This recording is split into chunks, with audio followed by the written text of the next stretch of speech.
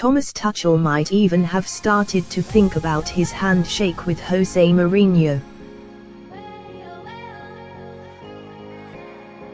Paired against Manchester United in the last 16 of the Champions League back in December, the Paris Saint-Germain manager may have pondered what pressing palms with the Portuguese would reveal about his under-fire, under-pressure opponent.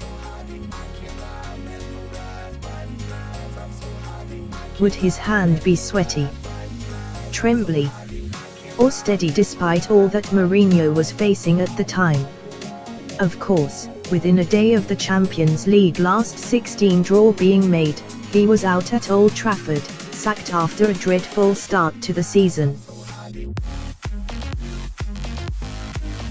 In his place Ole Gunnar Solskjaer was installed as caretaker, marking the start of a 11-game unbeaten run which went a long way to correcting the course of United's campaign.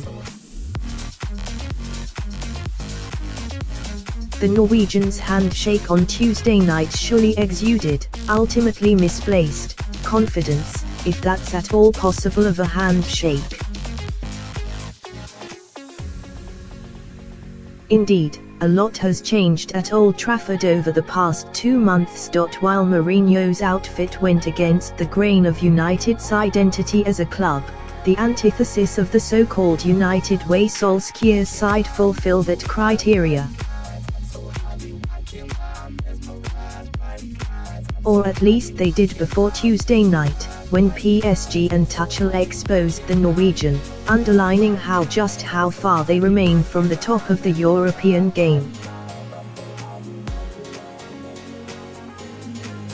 This comes after reports surfaced claiming Man United have already made their decision on Solskjaer, with the Norwegian set to be given the job for real at the end of the season. Not so long ago, Mauricio Pochettino was believed to be the preferred option to succeed Mourinho, but recent results have forced Board's hand. Defeat to PSG raised, for the first time, questions over Solskjaer's stewardship, although a loss to a team of the French champions' caliber, especially considering the injuries that hindered United on the night, is nothing to be truly ashamed of. Tuchel's side could well be frontrunners for this season's Champions League, certainly on the basis of their display at Old Trafford. Nonetheless, the result threw into sharp focus the risk that Solskjaer's permanent hiring would represent.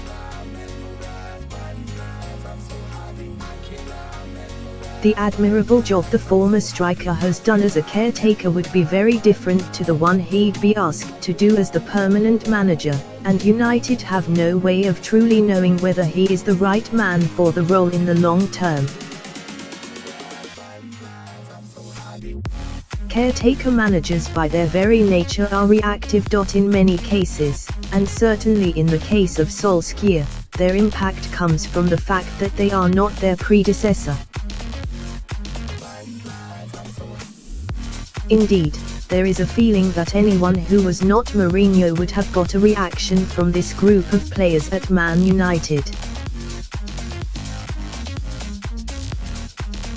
Paul certainly believes that the challenge comes when those who make an immediate impact are then asked to impose a philosophy on a team. This is where Roberto Di Matteo struggled, sacked just a few months after leading Chelsea to their first ever Champions League title as a caretaker boss.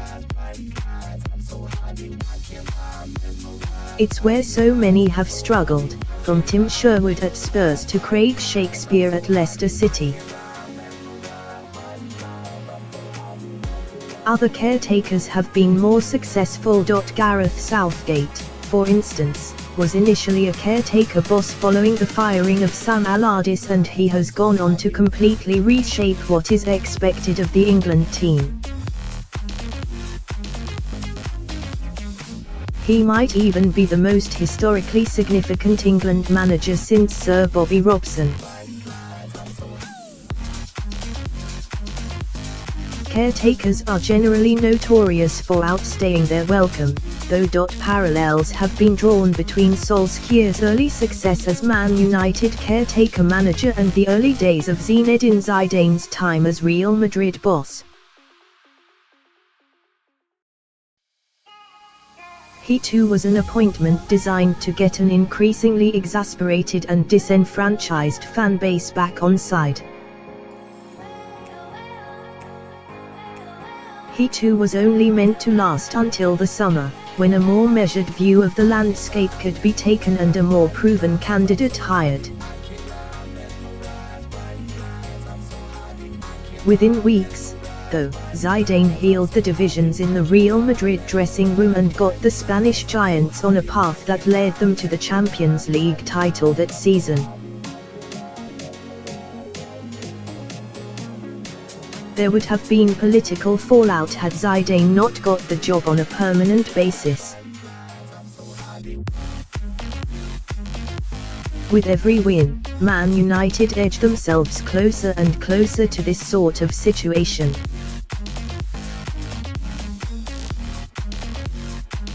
They might already be there. However, while Zidane undoubtedly enjoyed great success at Real Madrid, overseeing one of the most trophy-laden periods of their entire history as a club, he was a plaster. Now, with Zidane gone, the plaster has been ripped off and the wound exposed. Real Madrid are a club in a bad way, and Zidane only helped mask that.